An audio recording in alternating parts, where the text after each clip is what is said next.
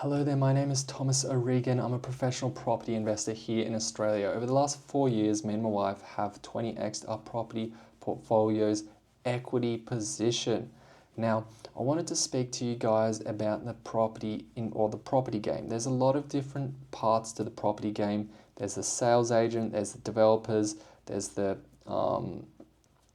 land bankers, there's the rehabbers. There's a lot of different areas, a lot of different subsectors within the property industry that people make money out of.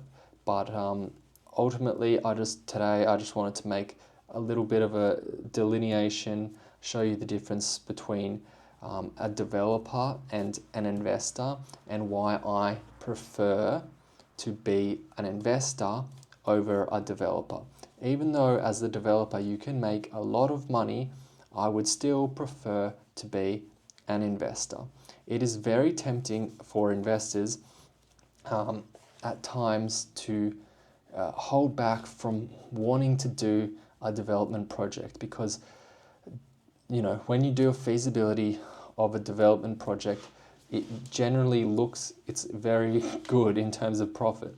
But what people forget when they're comparing an investment to a development is, yes, you can potentially make a lot of money with that development, but the problem with the development is because there's so much work that needs to be done for it to come to fruition, you can also lose a lot of money. There is a lot of moving parts. You got labor, the contractor you're getting to do the job, the materials, permits, and all sorts of things like that. All these things have to work and have to be successful for the ultimate project to win, for you to get to that point where you make money at the end of the development. Okay, so if a few things go wrong, if the labor costs increase while you're doing the development, it might destroy your profits. If the material costs while you're doing development might destroy your profits. If the timeline of the development goes out for too long, it might destroy your profits, because most people, when they're doing developments, they are getting debt.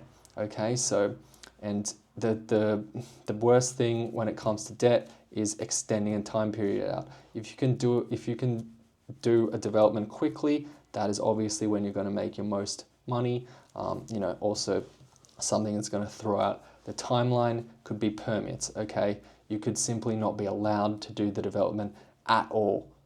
You could invest a lot of money and ultimately get to the point where you're not even allowed to do the development at all.